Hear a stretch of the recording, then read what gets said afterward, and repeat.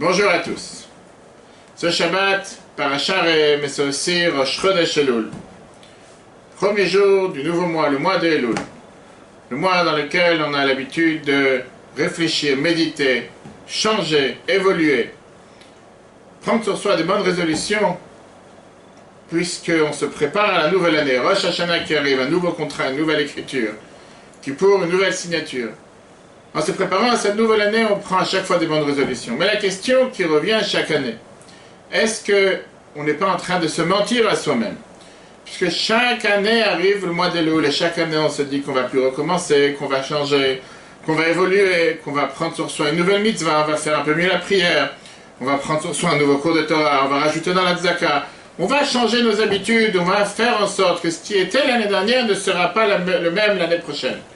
Et voilà que passe le mois de Rosh Hashanah qui pour Sukkot on est dans les fêtes, et après on revient à la routine et on voit que pas forcément on a changé, pas forcément on est totalement bouleversé par ce mois de fête, par ce mois de, pas seulement lumière divine qui vient et qui descend sur chacun d'entre nous, mais on est exactement le même qu'on était juste avant le mois d'Elul. Alors à quoi sert ce mois? À quoi sert de revenir chaque année et de se dire on va pas lui recommencer, on va faire tchouva, on va se rapprocher, on va revenir. Alors qu'on sait très bien, chacun se connaît, comme quoi on peut parfois prendre des bonnes résolutions et finalement les choses ne changent pas forcément comme on l'aurait voulu. Alors comment s'assurer? Comment s'assurer que cette année, quand on prend des bonnes résolutions, quand on prend sur soi de changer pendant le mois d'Elul, c'est quelque chose qui reste, c'est quelque chose qui va être pas seulement un changement, parce que c'est le mois d'Elul, mais un changement réel toute l'année à venir. Le Rabbi donne une merveilleuse explication en apprenant de la première personne qui a fait tchouva dans la Torah. Alors effectivement, il y avait Adam, il y avait Caïn, il y avait plusieurs autres personnes, mais on va s'arrêter sur Réhouven, premier des 12 tribus.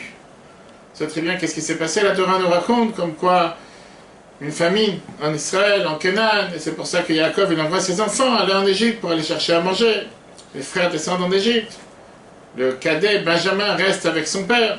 Une fois qu'ils arrivent en Égypte, les 10 frères, ils sont soupçonnés de vouloir pas seulement être des espions, mais pas forcément chercher à manger. Yosef, le vice-roi d'Égypte, le met en prison. Il demande de garder Shimon, afin qu'il ramène et qu'il revienne en venant rechercher encore une fois à manger, mais à condition d'amener le petit frère qu'ils ont laissé à la maison, Benjamin. Et là, il commence à, si on peut dire, réfléchir en disant qu'est-ce qu'on avait besoin de toute cette histoire. Voilà, ça va recommencer encore une fois la même chose. On devra revenir chez notre père âgé Yaakov, en lui racontant encore une histoire qu'on a encore une fois perdu un frère. Il commence à réfléchir à ce qui s'est passé il y a 22 ans avec Yosef, quand ils ont jeté Yosef dans le puits, et enfin il a été vendu à ces Ishmaélim en route vers l'Égypte. Ils se disent encore une fois se répète la même histoire, qu'est-ce qu'on va raconter cette fois-ci? On va encore dire qu'il y a une bête sauvage qui l'a dévoré.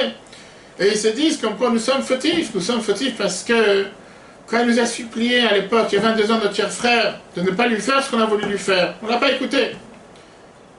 Et là, le grand frère, l'aîné, Réhouven, vient et si on peut dire, il rajoute du sel sur la plaie. Il vient en disant, je vous avais prévenu à l'époque, je vous avais dit de ne pas faire ce que vous avez voulu faire. Je vous avais dit à l'époque de ne pas fauter envers Yosef qui n'avait absolument rien fait. Pourquoi vous avez décidé d'agir de cette manière? Eh bien aujourd'hui, tant pis pour vous. Aujourd'hui, vous payez les conséquences. La prochaine fois, vous aurez dû réfléchir plutôt et faire attention de ne pas faire une telle bêtise. Est-ce que c'est la manière de faire? Comment est-ce possible que tu vois quelqu'un en train de souffrir et tu lui dis, tu sais quoi, je t'avais prévenu de ne pas le faire, tu l'as fait, tant pis pour toi, c'est bien fait pour toi. C'est pas normal de faire une chose pareille. Imagine-toi que tu arrives en retard au mariage parce que ta femme, ton épouse a pris trop de temps pour se préparer, t'as raté la roupa, t'as raté le mariage. Elle est en larmes parce que c'était sa meilleure amie, voit un membre de famille, tu dis je t'avais prévenu, il ne fallait pas prendre tellement de temps pour te préparer. C'est pas normal. C'est pas le moment de faire une chose pareille. On voit que même Dieu, quand il y a eu la faute avec Adam et Ève, et l'arbre de la connaissance, il n'est pas parti les voir tout de suite. C'est comme s'il s'est caché, il a voulu qu'ils prennent du temps pour réfléchir, méditer. Pendant que quelqu'un il est peiné, pendant que quelqu'un il est en train de souffrir, il vient de lui arriver une épreuve, un malheur, on n'est pas là pour ajouter de l'huile sur le feu. Il lui dit, tu sais quoi, c'est bien fait pour toi, je t'avais prévenu. Comment se fait-il alors que Réhouven, sans aucune gêne, ça c'est ce qu'il dit à ses frères au moment où ils sont totalement brisés, ils sont emprisonnés. Le Rabbi donne une explication majeure, qui vient nous donner la définition même de qu'est-ce que ça veut dire faire tchouva. Et c'est ce qu'on a besoin de comprendre dans ce moment dans lequel nous allons rentrer dans le mois de Elul.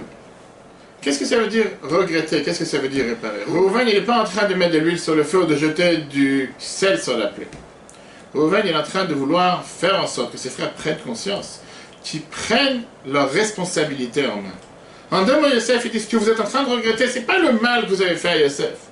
Dans votre tête, vous êtes convaincu que c'est très bien, c'est ce qu'il fallait faire, il fallait s'en débarrasser de lui. Ce grand rêveur qui s'imaginait que ses parents et ses frères allaient se prosterner envers lui. Oui, on a bien agi comme on aurait dû agir, mais on aurait pu peut-être agir avec un peu plus de délicatesse, un peu plus de gentillesse, on aurait pu peut-être être plus bienveillant envers lui. Mais dans les gestes en soi, on n'a aucun regret. Il fallait faire ce qu'il fallait faire. Peut-être pas de cette manière, peut-être on aurait dû agir différemment. Mais il fallait absolument s'en débarrasser de lui. Ça, c'était leur erreur. Ils ne regrettent à aucun instant ce qu'ils ont dû faire. Ils ne regrettent à aucun instant le mal qu'ils lui ont fait. Et ça, c'est ce que Reuven est en train de dire. Jusqu'à quand vous allez mettre la faute sur les autres en disant c'était de sa faute, c'est lui qui a fait, qui a créé cette jalousie, cette haine à l'intérieur de la maison. Il fallait s'en débarrasser. Vous venez arrêter avec vos histoires. Pensez vraiment que c'était normal une telle chose de se débarrasser d'un frère, de le mettre dans un puits au départ, et après le vouloir le vendre en tant qu'esclave en Égypte? C'est ce que votre frère méritait, vous devez regretter sur cette action. Prenez conscience, vous avez mal agi. Tout le temps que vous n'allez pas prendre conscience que c'était quelque chose de mal que vous avez fait, vous n'allez jamais réparer votre histoire. Et c'est pour ça que même aujourd'hui, vous cherchez sur qui blâmer. D'ailleurs, comme le rabbi nous fait remarquer, c'est pas Reuven le premier qui a fait tchouva dans la Torah. Même si c'est ce qu'on est en train d'expliquer, on va tout de suite voir pourquoi. Adam a fait tchouva. Quand Dieu est venu lui voir en lui demandant pourquoi tu as mangé de l'arbre de la connaissance que je t'ai interdit. La première des choses qu'il a fait en regrettant, il dit oui, je sais, j'ai fait une erreur, mais c'est pas de ma faute, c'est la faute de ma femme. Quand Caïn a tué son frère, et Dieu vient et lui demande où est parti ton frère, il dit est-ce que moi je suis le gardien de mon frère? Oui, je sais qu'il a été tué, mais c'est pas de ma faute. Chaque fois mettre la faute sur quelqu'un d'autre. Reuven, la Torah nous dit, était le premier qui a fait tchouva, parce que c'était le premier qui était capable de prendre sa responsabilité en main, de reconnaître sa faute, de se dire comme quoi il comprend parfaitement que c'est lui qui a fauté, c'est pour ça qu'il demande de faire tchouva. Et ça, c'est la raison pour laquelle, quand Reuven les a fait prendre conscience, à ce moment-là, ils ont changé. Et l'enseignement que la Torah nous apprend, et particulièrement pour ce mois de Elul dans lequel on rentre ce Shabbat, Rosh Chodesh Elul, si on veut que les bonnes décisions que nous prenons à chaque fois, chaque année, soient dans la durée, et on puisse faire ce changement concrètement, il faut d'abord faire une vraie tchouva. Qu'est-ce que ça veut dire faire tchouva? Reconnaître l'erreur. Arrêtez de mettre la faute sur les autres, arrêtez de dire que je ne suis pas parti au cours parce que ma femme m'a demandé de lui rendre un service. Je n'ai pas rajouté dans la tzaka parce que je devais juste payer un chèque pour les impôts ou pour l'électricité ce mois-ci. Je n'ai pas essayé d'avancer dans la prière parce que j'avais juste un rendez-vous qui devait commencer à 9 h le matin. Arrêtons de trouver des excuses. Soyons sérieux et soyons sincères avec soi-même. Prenons sur nous, pas forcément de changer la planète, de changer la lune, mais prendre étape par étape, mitzvah par mitzvah, en se disant, ce mois d'Elul, j'investis sur tel mitzvah.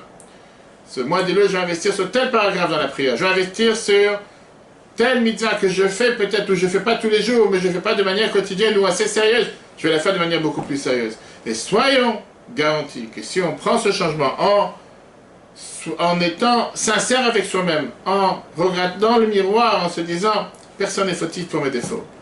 Je ne peux pas blâmer qui que ce soit, personne n'est coupable. Il n'y a que moi qui ai le devoir de se prendre en main et d'agir. Mais garantis que quand on décide d'agir avec la plus grande conviction, Dieu est présent et Dieu nous aide à faire des grandes merveilles. Que Dieu fasse qu'on puisse mériter d'avoir une ktiva vachatima va être inscrit et scellé pour le bien, la vie, le bonheur, la joie, tout ce que chacun désire avec la venue de Mashiach. Très bonne journée à tous et à la semaine prochaine.